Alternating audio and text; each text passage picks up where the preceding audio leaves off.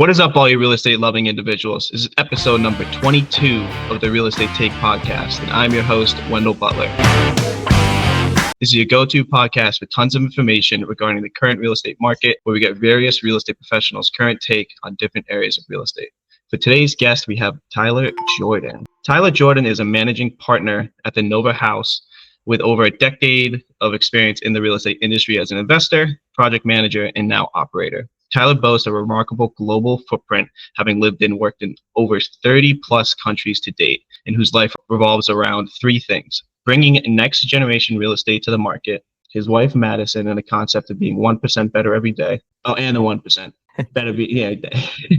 Obviously his wife is part of those three important things. Tyler splits his time between the United States and Australia and calls both home. Tyler is now one of the managing partners and co-founders at the Nova Haus, developing luxury properties designed for corporate events and luxury group travel. Nova Haus also hosts annual investor retreats like this one below in Temecula, California, with 47 investors from 4 countries. And I'll put that information in the bio so you guys can get to it. But let's get Tyler in here. Tyler, how are you doing today? I am doing fantastic. I feel very honored to have a number 22. I feel like I'm in Squid Games, but like a really rewarding Squid Games.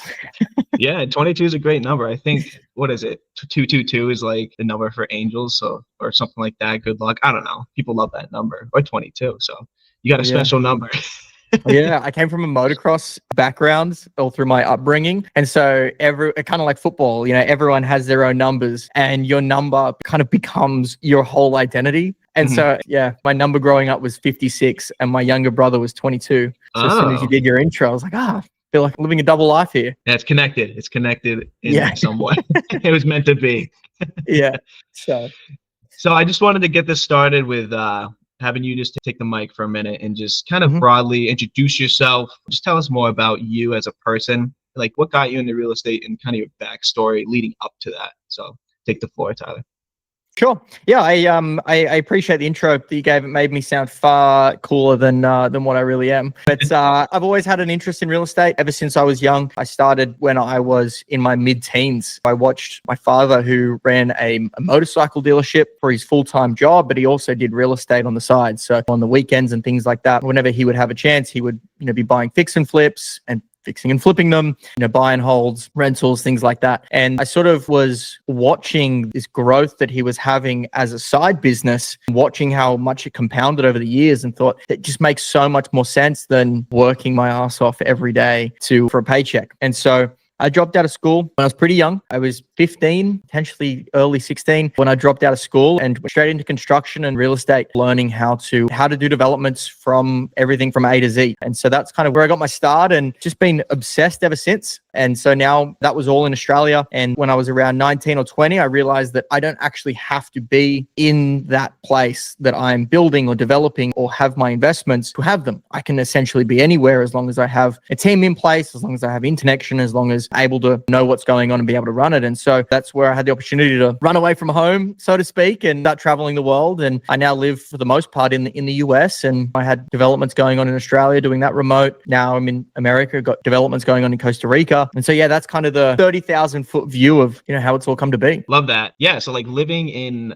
obviously Australia and now the United States for the most part, I want to just ask a question of, is there like a huge difference between kind of the step-by-step process of doing like developments in both countries? Like, have you learned a lot from doing and dealing with like different governments or different, I don't know how it works in Australia, but like different like town or city jurisdictions, things like that? What have you learned from like doing that? The process is actually essentially the same worldwide. Between me and my 3 business partners, we've developed in 8 different countries now, and it's essentially the same thing from start to finish. What changes though is the steps, the position of the steps, and the strictness of the steps. And so, for example, Australia and the United States, 2 of the hardest countries that we've ever done development in. It's the strictest, it takes the longest, it's the most expensive with the lowest returns. It's intense. And they're so populated already that the governments are really trying to restrict a lot of what you're doing. They're putting short-term rental bans in Dallas, in Palm Springs, in New York City. They're cracking down on a lot of what you can do. Australia's got essentially a 50% capital gains on any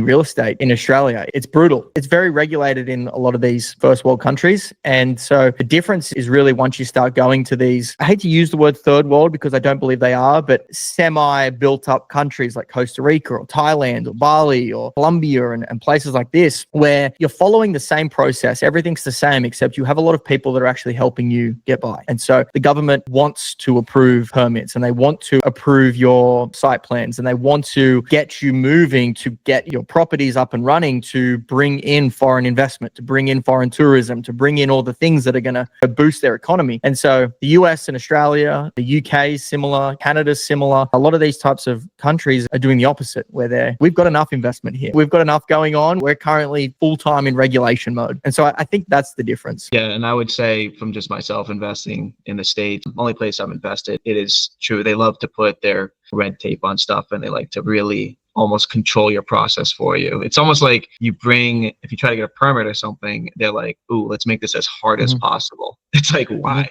It's like the area needs more development, like it needs more housing, it needs more, etc. Like, why are you making this so complicated? And I think it's also state by state basis, I guess, and also town by town basis in the United States. But that's the way that development goes in countries. I mean, like once you hit a certain critical mass, it has to become that way, unfortunately. And I mean, one of the big things that I notice is how formal everything is in the US and a lot of these other countries like Australia and the UK. You would never go out for lunch or go for a coffee with somebody that's to discuss regulations or permits or anything. Like everything has to be an email, and it has to be through the SEC, and it has to be through this, and it has to be through all of these documented methods. Whereas a lot of these other countries that haven't quite hit that critical mass yet where it has to become that way, you're still able to converse with people and do human to human discussions and negotiations and interactions to do what you need to do versus just reading words on the screen and filling out forms. That's a big one. Yeah, and I would say there's pros and cons to both, I would think, and you can correct me if I'm wrong, but I guess one of the pros of being very much more strict, like in America, is like they don't just let you like go into a neighborhood and just build like whatever the heck you want. So if it's like a single family neighborhood, they're not going to let someone just come in there and be like, we're going to build this 6-story building in the middle of this area. Unless you're in Houston. Yeah,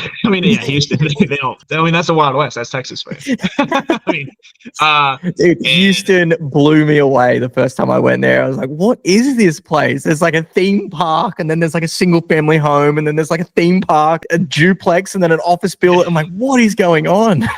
Yeah, I know a lot of people that enjoy investing in Houston because it seems to be more flexible. Like they'll buy like apartment complexes and just immediately colonize them and things like that. And it's a lot more easy compared to if you're doing it in like New England or like even Charlotte. Like it's a lot more strict. And I guess, like I was getting to, like the pro of that is, again, they try to keep neighborhoods and areas to a certain like for like. And people like that, but it makes it harder for developers to develop and create more supply, which is one of the issues in America is there's lack of supply. Because like they make the process so intensive, it's expensive, it's long, like it takes a long time. So you really have to have almost a perfect mix of everything to be able to develop in the United States compared to, I guess the underdeveloped type countries where you might be able to go in and just say, hey, I want to do this. And they're like, oh, that sounds pretty good. Like, yeah, let's work towards that. And I guess the con, part with that is obviously it's faster, but the con might be there might be some developers in that area that aren't doing it the right way, I guess. And does it cause like some safety hazards because they're not as strict on inspections and things like that? Do you find that to be something that happens in those countries? Yes and no. It's something that I expected a lot more of than what is the reality. I think I expected there to be a lot of, I don't know the word that you guys use, but I know in Australia and the UK,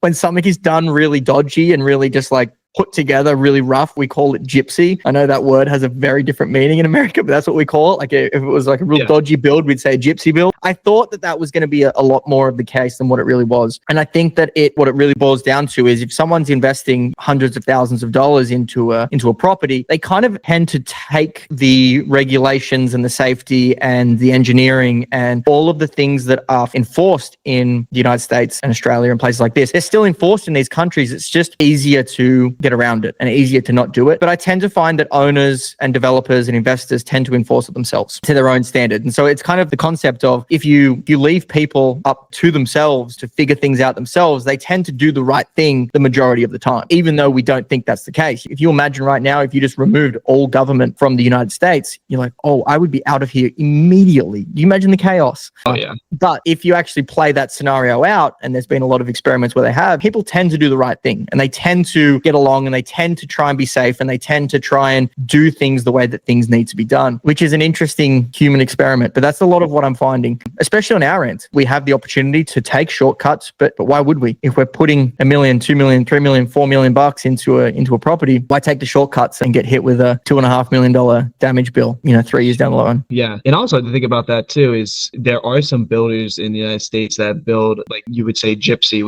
I just say it's a piece of shit, to be honest. And there's a lot of new builds that come up and they just build them because they found a way, basically when the government and stuff makes it so hard to build something, which makes it more costly, it makes it more like a longer process that you can't even profit as a developer. Developers are smart and they find ways to, do shortcuts and like get around to then be able to build these buildings and still get profit on them. And what that causes is just a much more properties that are not as, I would say, stable. They're not like put together like they were like 100 years ago when those properties will last like, I don't know, forever. And then they put them up and they just like, it's almost like they're just weak boned in a way. So you have like, there's a lot of scenarios that you have all these new houses going up and they're all just cookie cutter houses and you just drive by them and I'm like, oh, there's a new development here. And you look at them and you're like, oh, well, those are just like, they're not, you can just tell they're not put up like sturdy and not the best of the way it should be because the developers, not their fault. They had to do it that way to make a profit. And it's the way that they could get around kind of all the BS that they deal with the restrictions in government just to be able to keep building and make a profit. And that's the con of, I think, all the restrictions and causing the process to be a little bit more strenuous in America, which kind of backfires because they're trying to make it so the properties are safe, super well done. But in a capitalistic country, people will find a way to still do that, but cheaper, which makes it not what they wanted as a final product, like the government. So it's kind of funny. It's like, put more restrictions on people because you believe in them to do the right thing. They're going to find ways to do the way that you want, but it's not going to be what you're expecting or like the best thing that they could actually do if they have less restrictions. So it's kind of like a double-edged sword, I feel like, just from my experience. One of the cons of doing things in volume as well. And I mean, from a capitalistic standpoint, I'm really for volume of things. Scaling a company, there's going to be a ton of cons and there's going to be a lot of things that get cut compared to running a one-man solo entrepreneur business.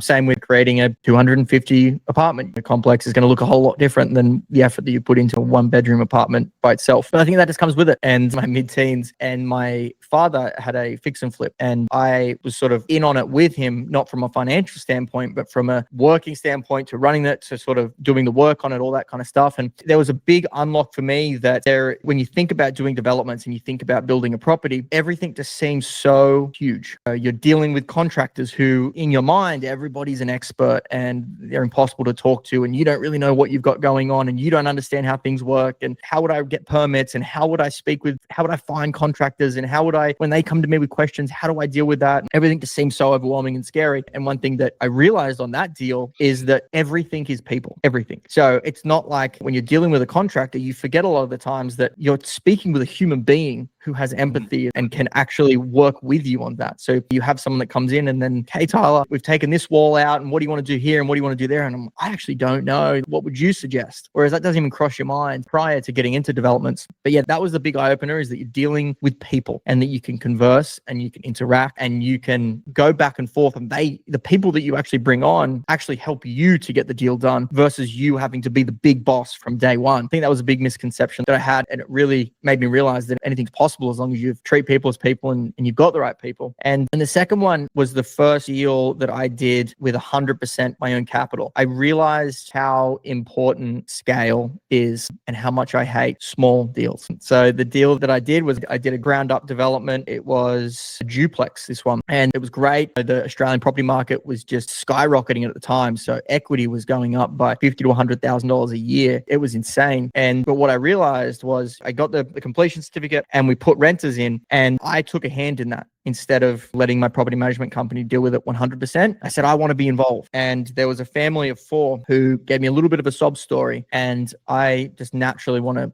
sort of help everyone. So I put them in there over other people, and they seemed like great people. And I just was riding this high that I was helping these people, and it was phenomenal. And they went for the first 3-month inspection. The builders went back to see how everything was holding up. They had holes in the walls, they had rocks shoved down drains, they had Sharpie all through the internal walls, there was coffee all through the carpet. It was destroyed. And this place had been 3 months from completion, brand new development. And that took me out for months. And I realized that was a really shitty experience for me because I was quite young and emotional. And so when you get hit with things like that when you're young, it's the end of the world. But it was to date one of the best things that's ever happened to me, because it gave me a direct correlation to business. And so what I realized is, if you're going to buy a business, which real estate is a business, and you're going to buy a business, digging through the financials and the customers, and you're going through everything, and they say, you ask them, you say, how many clients do you have? And they say, oh, I've got 2 clients. And on any given day, I could lose 50% of my revenue or 100% of my revenue because I've only got 2 clients. Would you buy that business? Obviously, that's circumstantial, but for the most part, you're going to say, hell no. There's no chance I'm going to buy a company that's going to lose 50% of its revenue any day. And that is what you're doing when you're buying real estate. And so doing small deals, I learned very quickly, is far riskier than doing bigger deals. Yeah, and I think you hit on 2 really important points there. One is your first point, where real estate, people forget about this, but real estate is a people business. It's a person. It's person to person business. You don't have to know everything. You just have to get the right people in place and learn as you go, and just ask the right questions, really. Because I can't tell you how many times that I've done fix and flips in an apartment complex, stabilizations and things like that, where I don't know the answers, but if I have the right people there that I'm working with and I trust them, I can kind of be like, hey, what do you think about this? Like, so yeah, with like a fix and flip, someone might be like, hey, contractor's always going to give you like a few ideas of what they think can be done. And then you can kind of say like, oh, I was thinking we could do it this way. Is that possible? And then you just work with them through it, because they want to, 1, finish a job, 2, because they want to get paid, 2, they want to leave a great product behind too, because it's their names on it. And people get scared going into real estate thinking that they have to be the one all be all for all the answers. It's like, I'm flipping like 6, 7 properties right now, but do I know everything? No. I put a lot of my contractors, because I'm like, hey, this is kind of what I'm looking at. This is like my vision. Whatever way you want to get it done, I 100% trust that you can do it, and just get it done. And let me know what you need. Let me know when you need payments. Let me know what materials you need, and etc. And then I give a lot of freedom to them to get it done. That's when, once you realize that it's really just a people to people type business, and once you get the right people and meet the right people and use the right people and work with the right people, you can get whatever done. You can do whatever you want. And then number 2, it's always, you got to separate your emotions from the business. So yes, it is people to people, right? So it's all about working with the right people and getting to know the person. But when it comes to tenants and stuff, like, I can't tell you how many times I've had sob stories, and you just have to immediately put on your business hat and be like, we got to look at the numbers. Like, how was your last rental? And then you call the prior landlord, you see how they were there. And then you got to call their employees, see if they're actually making the money that they need. You look at their credit, and you got to actually look at the fine data, even with the sob story, to make sure it's actually a proper business. It aligns well with your business. Because I had a friend recently that just got into investing as well. He started a house hack. So he lives in one unit, rents out the other. And he put someone in there when they gave a sob story and stuff. And I told him right away, just from experience, because he asked me, he was like, this is what's going on. They got a little bit worse credit. They just lost their job. The prior landlord said that they were great though. I think I'm just going to put them in there, because we've been waiting a month or 2 to put someone in there. So I just want to put someone in. And I told him, you should wait. You should try to get another one, because I guarantee you there might be some issues there. There might not be. It might be perfect, but there's probably more of a risk that there will be issues. And believe it or not, in 2 or 3 months of them renting, they stop paying rent and they're behind. And he's like, what's going on? And he's like, I should have listened to you. I got a little bit too emotional, but it's that one lesson. It's just a lesson, right? And it said, when things happen to you as you're in business, especially when you're younger and getting into it, you think it's the end of the world with little things, but it's just a learning lesson. You can get through anything and you just learn from it, and then you just don't repeat that again. If you repeat it again, then that's where businesses fail. If you keep doing the same thing again, that it causes you issues. But I love that you outsourcing it completely has been the golden key for me. I mean, in terms of property management, I just can't be involved at all. Do the numbers work? And I trust the people that are putting tenants in properties as a full-time job. I trust them far more than I trust myself. If I'm trusting myself on how to manage rentals and tenants, I'm doing nothing but leaning into my ego, because I don't have expertise there. But I like to be involved and I want to be involved, but it just comes down to committing to hand that off and say, I know that this will work out better if I'm not involved. As hard as that is. No, you gotta, I'm the same way. I'm like, property management, I did it in the beginning, and I you got to figure out in your business what's heavy to you and then what's light to you. Light to me is finding deals, underwriting them, getting them on the contract, and setting it up to then start the process and then leaving it from there. Right. And then finding it. That's what I enjoyed doing. When I was a property manager and I was managing my tenants, I don't know why, but like, even if they called me for like just a normal thing that they should call me for, like, hey, this is leaking, it would just ruin my day. I don't know why. I would just be like, I'm just mad now. And now I have to like call this plumber and get them over there. And I'm like, this is like ruining my day and taking time away from what I enjoy doing the most. So you got to figure out in your business what you need to outsource that gives you more peace of mind. And then what you can really focus on, what you're the best at, which is for you, it's like starting the deals, finding the creative development places you can build them, right? And then being the overseer of the whole project. But yeah, when it comes down to nitty gritty of putting tenants in place and stuff, like it's worth paying the extra, I don't know, 8 to 10% of your rent or whatever they charge to every just time.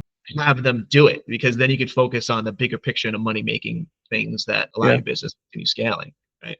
Yeah. Every time I will pay that fee. It's a pain fee is what it is. It's painful to hand it over, but it's more painful to have to pay 10x that by yourself. Yeah, exactly. Cool. So, yeah, so we started there at where you first started. And then now I do want to get into more of Nova House and how you started then scaling to that.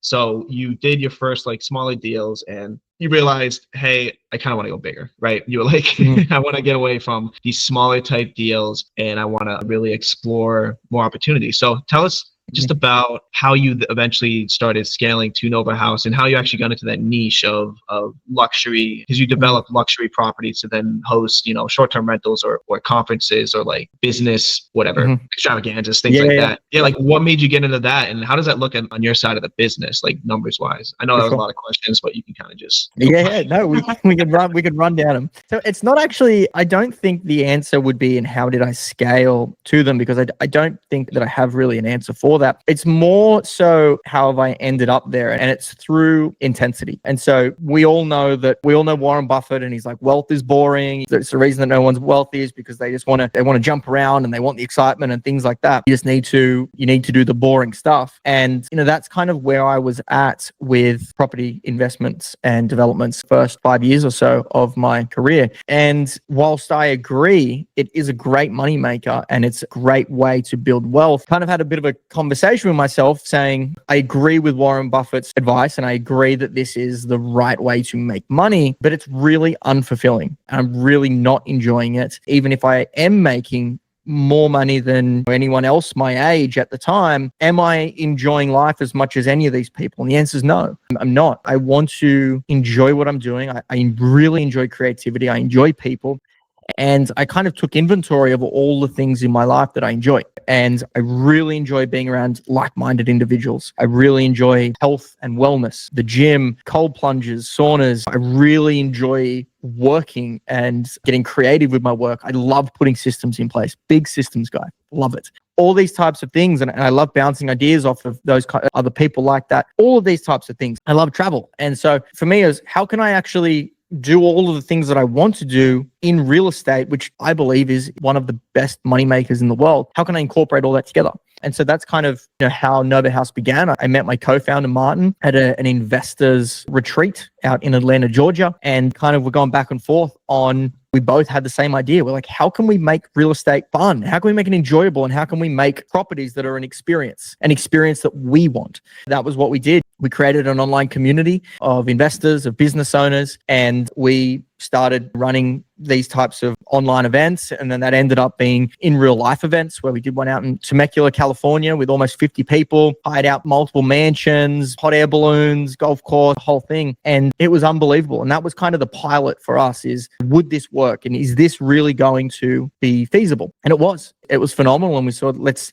build these. And so we started looking for properties and building properties where groups of 10 to 30 people can get together that all have the same interests that we have to run their events or their workshops or their accelerator programs or their family retreats or their family vacations or whatever it might be, where you're staying in a really large house, 8 to 12,000 square foot. You have everything. You've got all the bedrooms, you've got the common area, you've got a gym, pool, hot tub, sauna, cold plunge, you've got working rooms, you've got meeting rooms, you've got pickleball courts, you've got everything in one house. And so when you do your family vacation, you don't need to go to a resort where you cram with other people. But if you go to an Airbnb, you don't have any amenities. So you've then got to, it becomes a logistics trip where you're trying to find all of the things that you want to do. And what we're creating is just basically bringing those two together. We're bringing resort style experiences, but to an absolutely private residential property where you can come with your group. And so that's kind of where it's all come from. And that's what we're building. So we've got 2 properties now in Costa Rica, looking to acquire more, and everything's on the way. So it's very exciting. So with those 2 properties in Costa Rica, were those built ground up, or do you sometimes look for buildings that have the square footage that you like, and then just kind of change the layout and put the things that you need in there to then recreate create the space that you want for these events? Like, how do you approach it? Or is it both? Everything's done ground up. So the 2 developments that we have right now in Costa Rica, they're still in the development period. They're not finished yet, but everything is ground up. Now, the reason that everything is ground up is that the way that these properties are designed and built is they're built from a central standpoint. So whether it's a statue or a feature or a pole or whatever it is there is a single point in the structure, and then it is built outwards. And the reason for that is when you're staying in a place with a group of people, separation is a big thing. And if you're going away with 10, 15, 20 people, the whole point of that is to spend time together and bond. And if you build from a central standpoint, when you're in the property, no matter where you are, you'll always sort of be drawn back to the center. And so the way that we build from the ground up is from that central point, so that once these are done, whoever's staying there, everyone's always drawn back to the center to connect, to mingle, and to bond, and to spend that time together. That's awesome. As well as from a cost perspective, we can create what we want, how we want it, for the price we want, rather than having to wheel and deal with what's already been done. Yeah, because you build it exactly how you want it, rather than having to be kind of, I would say red taped again based on like how the property was built before, and then you have to build off of that. So it'll have some barriers and can't really do exactly what you want. So ground up, you can recreate or create whatever you want exactly for your space. The resale value of properties as well in Costa Rica is actually quite high. So compared to the building cost, I mean, you're building down there for the most part $200 a square foot, which is a third of what you're paying here in the US. And compared to the resale value, there's still really quite high. And so it actually makes more sense financially to develop there than it does to buy something that's already going. Yeah. Same in Australia. Yeah. And also, I'm sure you get a lot of like states, companies, and families coming from there, and Costa Rica is awesome. So yeah. Have you been? Oh yeah. I went back when I was in high school. I went for like a week trip there, and I need to go back again. I love it. I love Costa Rica. It's just, you imagine a rainforest, and like, just think of it in your mind, a rainforest, and that's literally what it is. It's just like a rainforest and farms. I love it so much. Yeah. And beach. Do you remember where you went? Off the top of my head, I don't. Name some like capitals in Costa Rica, or like some San Jose would have been where you flew into. Did you Tamarindo, Jaco, I think Antonio? it was mostly just around San Jose and like up in like the mountains. Are there mountains around San Jose? Yeah, there's volcanoes and all sorts there. So so it was around San Jose for sure. Yeah. Okay. Which is I gotta go back there. I haven't been there for like 16 years, but I'm trying to go back. Actually, one of my friends just mentioned it. He actually should connect you to. I have 2 friends. One is he has an Instagram that has a ton of vacation stuff, and he likes to set up events to have people go to these places. And then another one runs a new company called the Founders Club, which is just a bunch of entrepreneurs that have like 50 plus, maybe even like 100 plus members now, of all entrepreneurs that get together monthly at dinners and just network and help each other grow.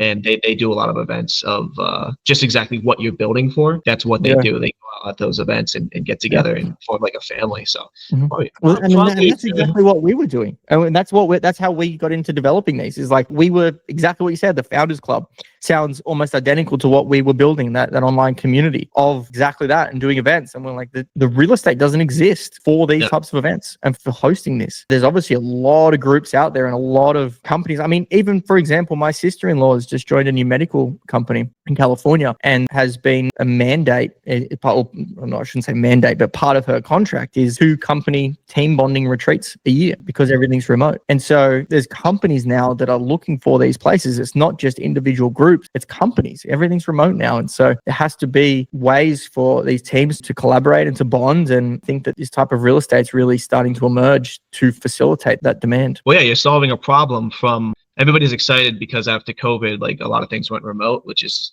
amazing. Like, people realize that, yes, you can do a lot of your work remote. Like, a lot of companies built the trust. They saw it happen. They're like, okay, now we can let people remote, because 1, it lowers the cost for them to not have to, like, office buildings and things like that. And then 2, it's the same amount of work that gets done, and employees are happier. But what it does do is a culture shock, because then you don't get the see the people that you work with all the time, get to know them personally, and build that kind of culture together, which is one of the most important things of a business, is to have a strong culture. So you're solving the problem of giving the opportunity for these businesses to do those retreats and very great experiences that can help build that culture. So it's awesome that real estate is just, all it is solving problems. It's constantly solving problems, whether that is getting people housing, fixing up old properties to then provide better housing for those areas, making areas better. And then people won't even think of that, but building experiences in larger properties to then host these events. Like, there's just so many ways you can solve problem in real estate. So it's really cool that you have that niche that you narrowed down to. It's very exciting and it's fulfilling. Good. Yeah. So what a lot of people probably be thinking about as we're talking is, how did you all of a sudden, I guess, get to the point that you can develop these properties and get like the financial backing for these? Could you just dive in a little bit of that process? Because these are, I'm guessing, they're a couple $1 million like development projects, right? So someone that's listening are like, oh, they might be thinking, oh yes, he's doing that, but like, how did he get there? Like, I don't have any money, or I don't have $1 million to start building stuff. I don't have any experience really. What is the kind of the stepping stone to get to that point, and how did you basically do it in a broad scenario? I'm sure there's a ton of different factors, but yeah. I mean, so we put a lot of our own capital in to begin to purchase land, to form the companies, to start with designs. We put hundreds of thousands in of our own personal capital, but to really kick this into gear to the scale that we want and to build the properties that we want, everything's been through raising capital, which, I mean, that is an entire story and podcast for its own day. It's been a huge undertaking that I never expected would be as big or as difficult. I didn't realize the scale of it, but we raised capital. We did like a family and friends round to sort of kick things off. We raised a bit of money through that. And then the last year or so, we've been going through registered investment advisors and broker dealers. So we're a 506c fund. We're servicing clients all around the US now. So for example, if the way that works is we approach firms, financial planning, wealth management firms. We then go through a very extensive due diligence process with them. They then prove us, hopefully, to their books, so to speak. Then all of their advisors within that firm are now allowed to sell our product. And so, for example, if you go to your wealth manager or your financial advisor this weekend and you say, hey, I've got $1 million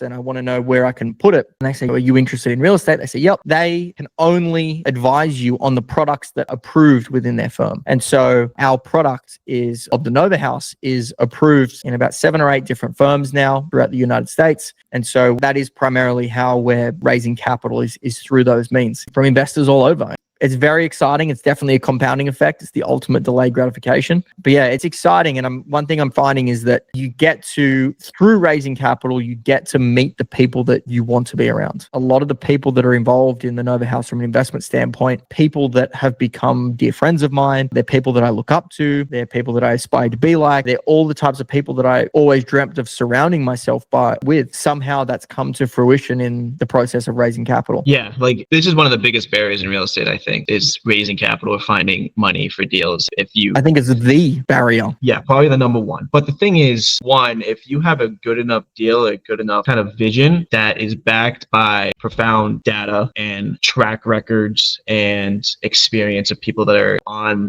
within the company as well, there's people out there that just really need to make money by investing their money. Like they have a lot of money and they just need to put it into things. And believe it or not, like some people don't even just look at the numbers. Yes, that's important, but a lot of it is just investing in people. So I'm sure you went through a ton of no's, right, to get like your first yes. And then it's a ton of more no's. And a lot of these people that initially first invest in you, they're investing in you as a person because they understand your vision. They understand how much you put into this and they trust you based on a person thing. And that brings us back to real estate is all about person to person. It's yes, it could be a really good deal, which yes, can get you some capital, but the thing is you just have to be a good person, be upfront, be truthful, and do what you say you're going to do and have a track record of it to help raise capital. And like you said, like once you start raising capital and once it starts working, that's when the door is open. All of a sudden, now you have so much more opportunity for capital. You start meeting people that can provide you more capital through the people that gave you capital. You start getting into their network, which ends up being just a ton of people that just want to give you capital. And then it gets to the point you're like, more deals because I have so much capital. And then that barrier is pretty much gone. Did you find in the beginning it was like a really, really hard beginning standpoint to get that capital, but once it started coming and once you started building relationships, then it's now getting easier as you move forward? No. No. I mean, Not, yeah. not, So not, not, yeah, not, yeah. not the answer you expected, but absolutely not. No, I had quite an inverse, actually, a really huge inverse. When we decided to raise capital, we raised, I mean, everything's relative to us. We raised a substantial amount of capital very quickly and very easily within the first 3 to 4 months, to the point where we were like, is it supposed to be this easy? Like this, like for almost every conversation we had, we got capital. It was astonishing.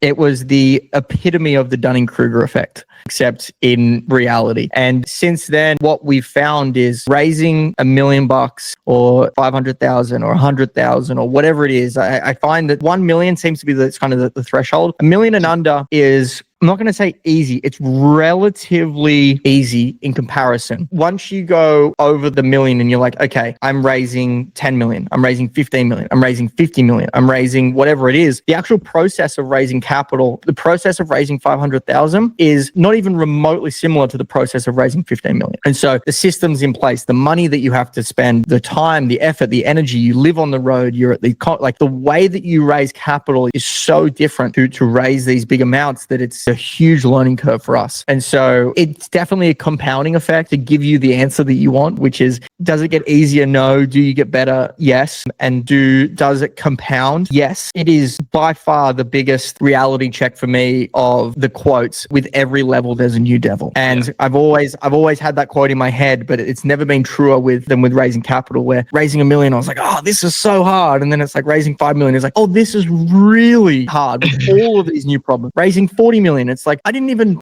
even fathom the problems that are coming with this compared to raising 200,000 or 500,000 or whatever it might be. So it is a compounding effect, yes, but with every level, there's a new devil. Yeah, to go back on what I said, I guess once you get to those like higher volumes of capital raising, it just becomes more, I guess, the devil that would come out is a lot more scrutiny and kind of what you're trying to do in your business plan and the due diligence behind it and everything like that, because people are putting a lot of money into what you're trying to do. And you're in a niche that it's very niche. I mean, I wouldn't say there's a ton of people doing it. It's not like, hey, here's my fix and flip business that a lot of people do, and it's proven to be successful over history, or my apartment complex stabilizations, like this is what people do. There's a ton of history behind it. You're kind of creating a new separate niche business, which has its own new barrier that you got to get by, of saying, here's my new business plan. And people are like, has this been like done before? Do you have history behind it? And then you have to battle that. Like, that's probably one of the first questions you get, right? Is like, do you have statistics, or like, show us that this has been done? And you have to come up with an answer for that, which is a lot more complicated when you don't have the history of like hundreds of years of like renting or fix and flips and things like that. So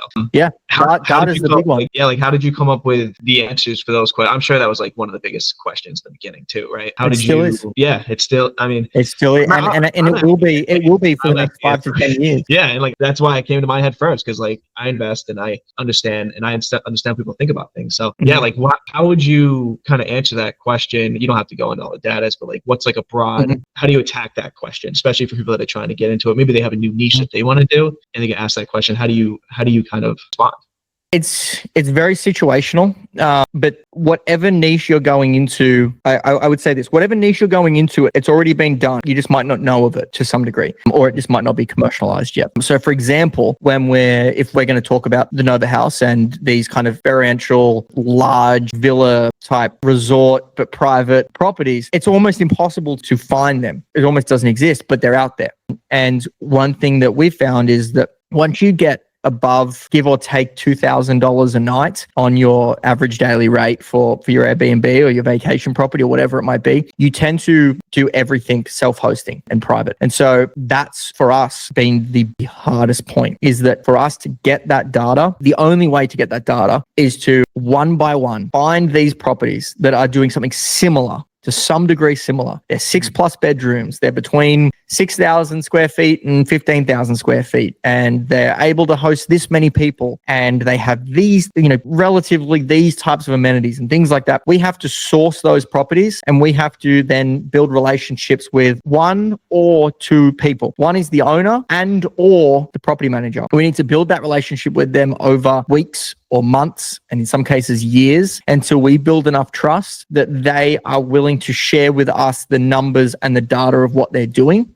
And we have to do that one by one, by one, by one, by one for every single property, because you can't go on AirDNA, buy the $10,000 premium package to get all the data if the properties that you develop aren't on short-term rental sites. And so that's the hardest part. When Kim Kardashian's going to book a mansion for her and her family, she's not going on Airbnb and saying, scrolling through. She's got the private connections with the private houses, with everything's, behind closed doors. And that's kind of with where we're heading. That is kind of the market that we're tapping into. And so it's very, very difficult. It's very time consuming, but that's also that is the opportunity. The opportunity is that you're moving into a market that isn't saturated, that doesn't have hundreds of thousands of college kids scouring, for example, wholesaling, scouring leads lists and NOI blasters to wholesale deals, and you're competing against the whole of America. You're competing against people that it is a very niche market. And the further you niche down, however you say it, that's the more riches you're going to make. Someone's willing to pay 10 grand a night for the perfect property compared to $1,000 a night for just another property. Yeah, and that comes back to the saying, like, the riches are the niches, right? Because if you're so niche down that there's not a lot of people within that industry, and it's certainly harder to get into because of that, because there's not a lot of data behind it. If you can get into there and prove that it works, it's something beautiful that can come from that. And like you said, it's a lot of hard work. It's a lot of just trusting the process, trusting yourself, doing the repetitive steps of, again, building relationships with other people and trying to get the information you need to then provide it to people that you need to raise capital from and things. And it just goes to show nothing's easy. People see stuff online and they see like, oh, all these gurus say it's so easy. Nothing's easy. No matter what in real estate, it's hard in all the different ways. So it's cool to hear you kind of say that and show the timeline of like, on the front end, we're raising this capital, building these properties, and it's amazing. But on the back end, we had to spend like months and months and months of getting this data, like talking to people, doing all this extra steps to then be able to get to this point. People don't see kind of what happens behind closed doors. They just see what's up front. So it's awesome for you to kind of speak on that. And that's, appreciate it. It was about 2.5 years and almost $500,000 before we even came to market, to give you a sense. Yeah, it's crazy. And that's just to come to market to say, okay, now we're going to start raising capital and start going down this. Yeah. It's a big one. It takes 2 to 3 years to become an overnight success. That's like another quote, right? It's like hard work, and then all of a sudden you're an overnight success. Oh, it took a lot to get there. Yep. Cool. So I just got a few more questions. I know we've been on this for a while and I could talk about this all day. I love getting into the niche stuff like this, but I have a couple more questions. One is just broadly, like based on everything that you've done, like what is kind of the most important lesson that you've learned that you can provide to someone that's trying to get into real estate, or even someone that's in it, based on your current scenario and your career that you've been partaking in? And that could be from like a mindset standpoint. It could be from like a business and building a business and creating system standpoint. It can be anything, and it can be whatever just pops to your mind first.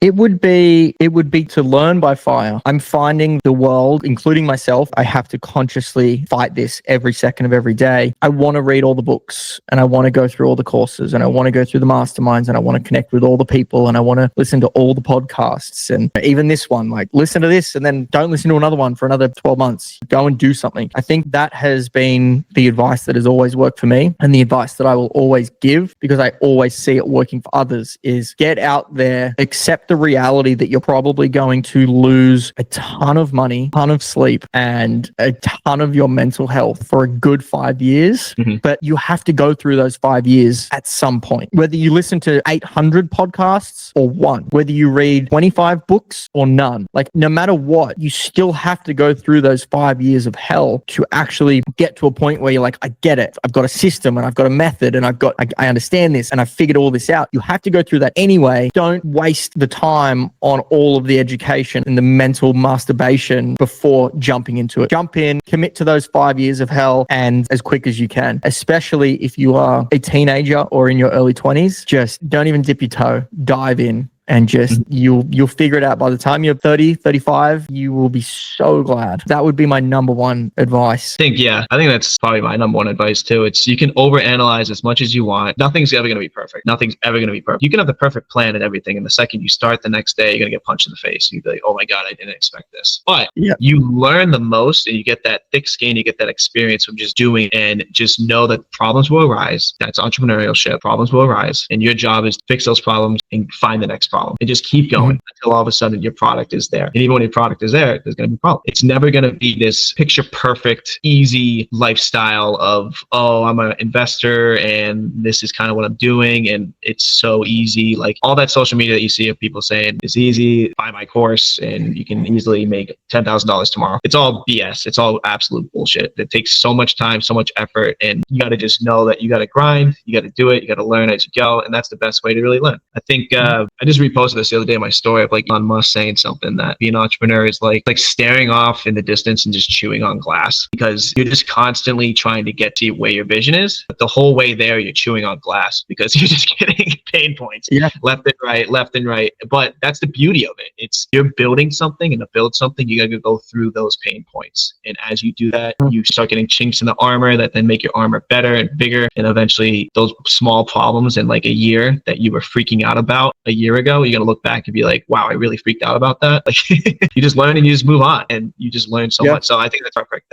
I agree with you. That is probably number one for myself too, is help people, especially in your scenario, in your niche. I'm sure you have to deal with stuff a lot. Like I can't say there's any podcasts out there or books that I'm able to read, which makes it difficult. And I will say, like, yes, listen to podcasts, read books and stuff, but I guess at a certain point when you're reading a book and then you read another book that essentially says the same thing in different words and you're like, oh, I already know this. That's the time when you have to just go. Once you're like just not learning a ton of new stuff from a podcast or a book that you're reading, because essentially a lot of them are the same concepts, same stuff. Just that's when it's time to just dive in, just go for it, because you've learned the basic knowledge that you need to just move forward and go. I can't tell you how many investors or new investors I see that are still just listening to podcasts and reading books and just talking about what they want to do and they never do it. It's all about execution. Nothing gets done unless you take action. Like, if I could make money just reading books and listening to podcasts, I think we all would do it, but you can't. Oh yeah. I like that one. I like that a lot, actually. Yeah. I'm gonna be using that. Next time you log on to LinkedIn, you're gonna see my post of exactly that with a little TM next to it. Yeah. Go ahead. You can take it. You can take it. It's just truth. It's facts. But all right, let's wrap this up. I know you're busy and we've been talking for about an hour or so. I usually just ask two more quick questions. One is like one that we kind of just talked about right now. But what is kind of like your favorite business investing or real estate book, even podcast you like to listen to that you would recommend someone to listen to? It could be real estate. It could just be not real estate that you would recommend just to our viewers. An interesting one. I don't really listen to any. I try not to. From a business standpoint, I think Alex Hormozi's is probably the most eye-opening for almost any industry. That has been, I don't religiously listen to it, but every time that I do find the time from a business and money-making standpoint, it's hard to listen to 2 episodes in a row because you finish one and you've got 7 pages of notes and you're like, I can't execute all this in the next decade. So I would say that's one of them. Outside of that, primarily I listen to and read is more personal development stuff that's not in business. So right now I'm reading Atlas Shrugged. I'm listening to Modern Wisdom podcast with Chris Williamson. Those are kind of my 2 go-tos, but I'm not going to say they're business or investing by any means. I try to stick away from that. Otherwise I get sucked into it. Yeah, no, I agree with you. I think personal development is the most important thing anyway, because you can't do anything unless you have your base health, knowledge, and just good self-esteem and just confidence in yourself, which you build from those self-development books. You build it from getting out, going to the gym, having good health and wellness. So I think that's actually way more important than the real estate investing books. So I'm glad that you mentioned that, because it's just like building a house, right? Let's relate this to real estate. You can't build a house without a proper foundation. The first thing you always build is that foundation, because that's what holds everything together. Your self-development and you as a person, you're the base of your whole business, of everything. So you need to make sure that is healthy, correct, and right before you dive into anything else. So perfect that you said that. And you always need to improve it. You're never perfect. You should always be self-developing and trying to learn every single day. So, and entrepreneurship is the cheat code to personal development. I always say, in my opinion, it's the fastest feedback loop that you can take. So if you go out right now and you read Think and Grow Rich, for example, you go down the personal development, you read Think and Grow Rich and you think. It will take you weeks, months, or years before you get feedback whether or not what you're doing is working or not. Whereas with entrepreneurship, let's say that you've got an e-commerce store and you put a new product out there. It might take you 5 days to build this new product on your e-commerce store, and you'll drop it on like the Monday and you'll have no sales for a week. That is a punch to the face. That is immediate feedback from the marketplace. It's the fastest feedback loop for anything you're doing. Personal development, investing wise, like anything. I just don't think there's any faster feedback loop than entrepreneurship for whatever you're trying to accomplish. Yeah, they say entrepreneurship it's not a straight line. You're like, as you grow, you're just like, it's a roller coaster of ups and downs and whatever. And you're slowly going up. Sometimes you're really low. Sometimes you're really high. I can tell you like, Yeah. even the last week, I'll have like a deal on a contract. I'm like, ooh, this is sweet. And then literally hours later, I have something go wrong. And I'm like, Jesus, it's like, it's totally up and down and you're learning as you go. So yeah, the feedback loop is pretty fast, which can be mind bending and can cause you a lot of mental anguish, I guess. But that's just part of the beauty of entrepreneurship and going For sure. along with the journey. You got to be prepared for that. And that's where self-development comes into it. If you have a strong 100%. physical self and mental self from building yourself through self-development, you can handle all that.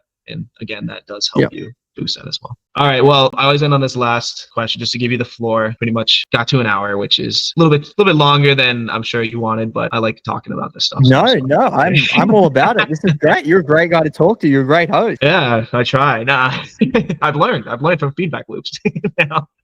So last thing, I just like to give you the floor to basically tell the audience anything regarding how they can reach out to you, social media, meetups that you run and attend, even charity events, business links, or just how to basically find a contact you. Always yours, or anything else you just want to say. Say whatever you want. Yeah. I mean, the most easiest way to reach me would be LinkedIn. My handle is just Tyler Jordan. Got a little Australian flag there to decipher myself against every other Tyler Jordan out there. And I'm an in-person people person. So for me, I don't do business with people I've never met. I don't do any kind of deals with people I've never met. I am a huge people person. So I would love to meet up. Even if, for example, you have interest in investing into international luxury developments, whether it be in Costa Rica or any other country that we're developing in, I would love to meet you. Start with a phone call. We can then do maybe a coffee meetup. This is a qualifying decision for us just as much as it is for you. Is we're going to be doing business together. We're going to be working together for a long time, and we want to make sure that we get along like a house on fire and that we trust one another. And so, I think LinkedIn would be the best place to start. And then from a business standpoint, we run a 506c fund. We're a US-based company. We're based in Arizona. Brain fart there. We're based in Nevada, but all of our assets are held overseas. And our goal is to become the international investment option for US investors, and we are quickly becoming that. So I'm really looking forward to chatting with some people, and as well as yourself, Wendell, I'm looking forward to chatting again here soon. Absolutely. And thank you again, Tyler, for coming on. I'll make sure that all the information's in the bio as well, just so you guys can quickly click it and reach out to Tyler if needed. And thank you for coming on, Tyler. Your story is amazing, and I'm excited to see you grow and keep in touch and see even more that you can do within this niche, because it is really, really cool. I appreciate you, mate. I appreciate you a lot. See ya. Perfect. All right. See you, everybody.